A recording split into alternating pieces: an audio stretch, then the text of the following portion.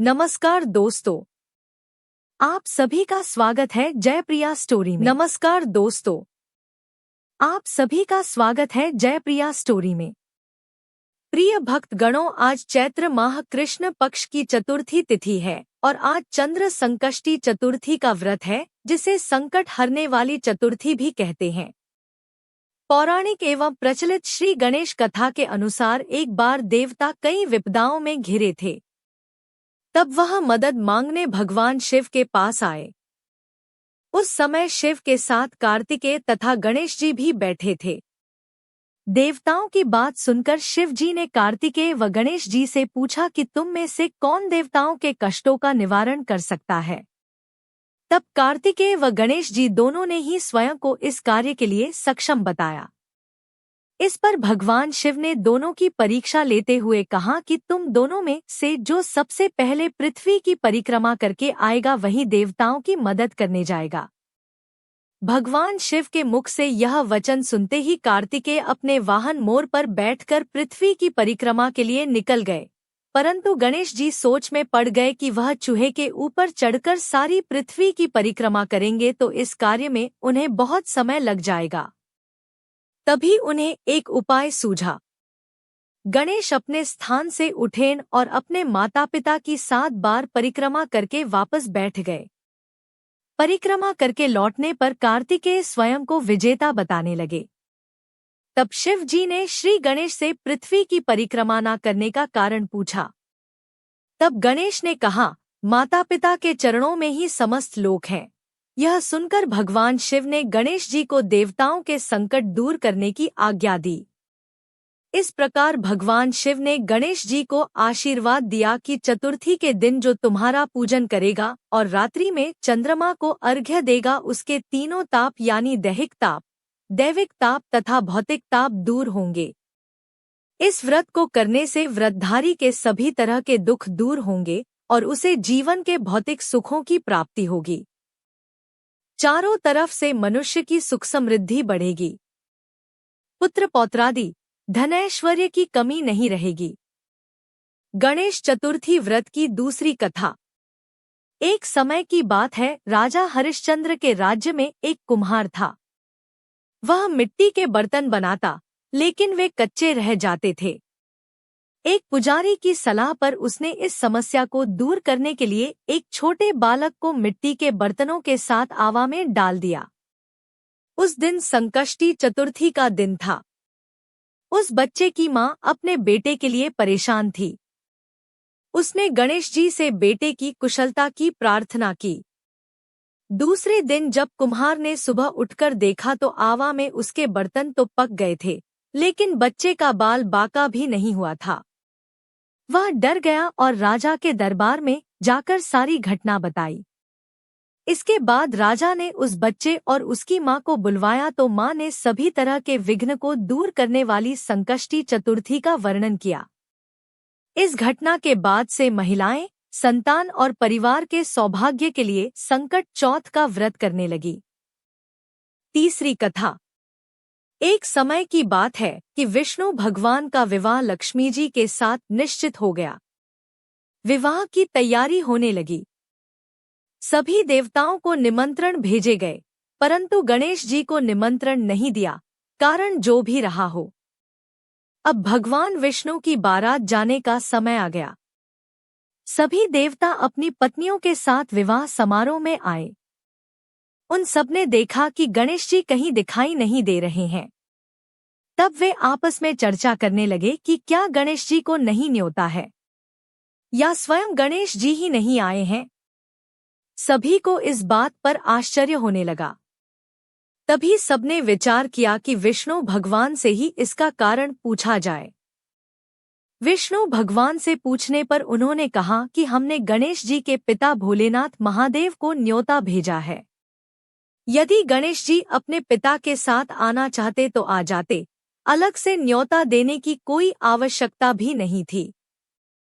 दूसरी बात यह है कि उनको 1.25 मन मूंग, 1.25 मन चावल, 1.25 मन घी और 1.25 मन लड्डू का भोजन दिन भर में चाहिए। यदि गणेश जी नहीं आएंगे तो कोई बात नहीं, दूसरे के घर जाकर इतना सारा खाना पीना अच्छा भी नहीं लगता। विष्णु भगवान से पूछने पर उन्होंने कहा कि हमने गणेश जी के पिता भोलेनाथ महादेव को न्योता भेजा है। यदि गणेश जी अपने पिता के साथ आना चाहते तो आ जाते, अलग से न्योता देने की कोई आवश्यकता भी नहीं थी। दूसरी बात यह है कि उनको 1.25 मन मूंग, 1.25 मन चावल, 1.25 मन घी और 1.25 मन लड्डू का भोजन दिन भर में चाहिए। यदि गणेश जी नहीं आएंगे तो कोई बात नहीं। दूसरे के घर जाकर इतना सारा खाना पीना अच्छा भी नहीं लगता। इतनी वार्ता कर ही रहे थे कि किसी एक ने सुझाव दिया, यदि गणेश जी आ भी जाएं तो उनको द्वारपाल बनाकर बैठा देंगे कि आप घर की याद रखना। आप तो चूहे पर बैठकर धीरे धीरे चलोगे तो बारात से बहुत पीछे रह जाओगे। यह सुझाव भी सबको पसंद आ गया, तो विष्णु भगवान ने भी अपनी सहमति दे दी। होना क्या था कि इतने में गणेश जी वहां आ पहुंचे और उन्हें समझा बुझाकर घर की रखवाली करने बैठा दिया। बारात चल दी। तब नारद जी ने देखा कि गणेश जी तो दरवाजे पर ही बैठे हुए हैं, तो वे गणेश जी के पास गए और रुकने का कारण पूछा। गणेश जी कहने लगे कि विष्णु भगवान ने मेरा बहुत अपमान किया है। नारद जी ने कहा कि आप अपनी मूषक सेना को आगे भेज दें, तो वह रास्ता खोद देगी जिससे उनके वाहन धरती में धंस जाएंगे। तब आपको सम्मानपूर्वक बुलाना पड़ेगा। अब तो गणेश जी ने अपनी मूषक सेना जल्दी से आगे भेज दी और सेना ने जमीन पोली कर दी। जब बारात वहां से निकली तो रथों के पहिए धरती में धंस गए। लाख कोशिश करें, परंतु पहिए नहीं निकले। सभी ने अपने अपने उपाय किए, परंतु पहिए तो नहीं निकले, बल्कि जगह-जगह से टूट गए। किसी की समझ में नहीं आ रहा था कि अब क्या किया जाए। तब तो नारद जी ने कहा, आप लोगों ने गणेश जी का अपमान करके अच्छा नहीं किया। यदि उन्हें मनाकर लाया जाए तो आपका कार्य सिद्ध हो सकता है और यह संकट टल सकता है। शंकर भगवान ने अपने दूत नंदी को भेजा और वे गणेश जी को लेकर आए। गणेश जी का आदर सम्मान के साथ पूजन किया। तब कहीं रथ के पहिए निकले। अब रथ के पहिए निकल को गए, परंतु वे टूट फूट गए, तो उन्हें सुधारे कौन? पास के खेत में खाती काम कर रहा था, उसे बुलाया गया। खाती अपना कार्य करने के पहले श्री गणेशाय नमः कहकर गणेश जी की वंदना मन ही मन करने लगा। देखते ही देखते खाती ने सभी पहियों को ठीक कर दिया। तब खाती कहने लगा कि हे देवताओं, आपने सर्वप्रथम गणेश जी को नहीं मनाया होगा और न ही उनकी पूजन की होगी, इसीलिए तो आपके साथ यह संकट आया है। हम तो मूर्ख अज्ञानी हैं, फिर भी पहले गणेश जी को पूजते हैं, उनका ध्यान करते हैं। आप लोग तो देवतागण हैं, फिर भी आप गणेश जी को कैसे भूल गए? अब आप लोग भगवान श्री गणेश जी की जय बोलकर जाएं, तो आपके सब काम बन जाएंगे और कोई संकट भी नहीं आएगा।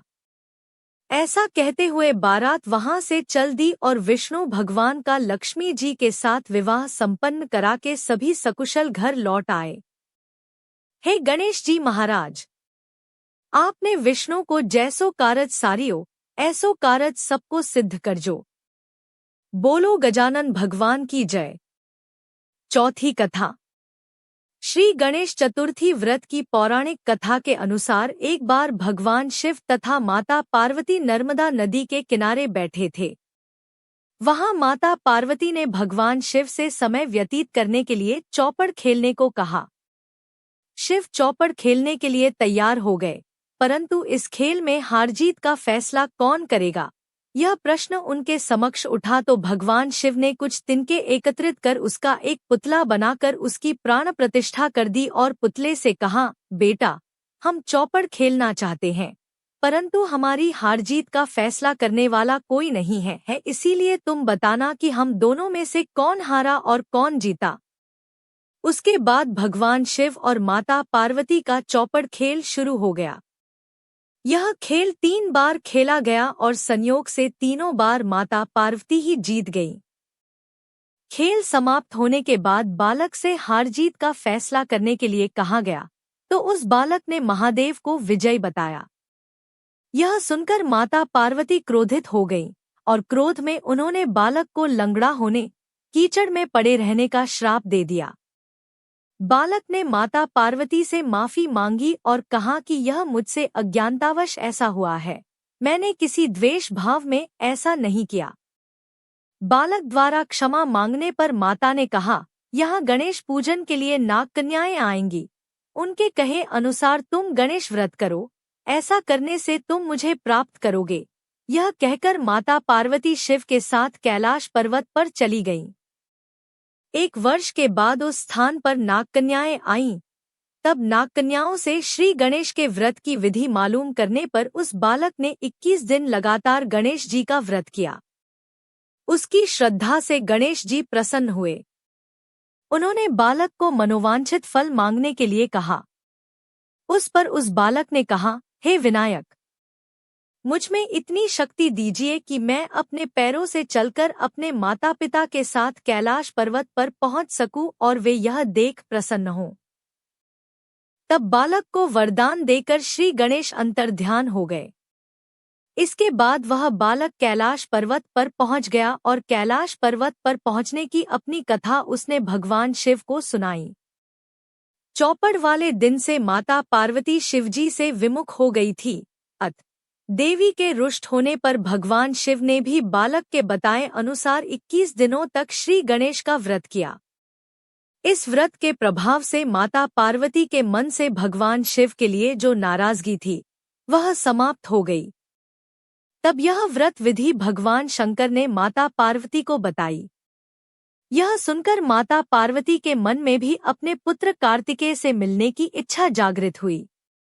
तब माता पार्वती ने भी 21 दिन तक श्री गणेश का व्रत किया तथा दूर्वा, फूल और लड्डुओं से गणेश जी का पूजन अर्चन किया।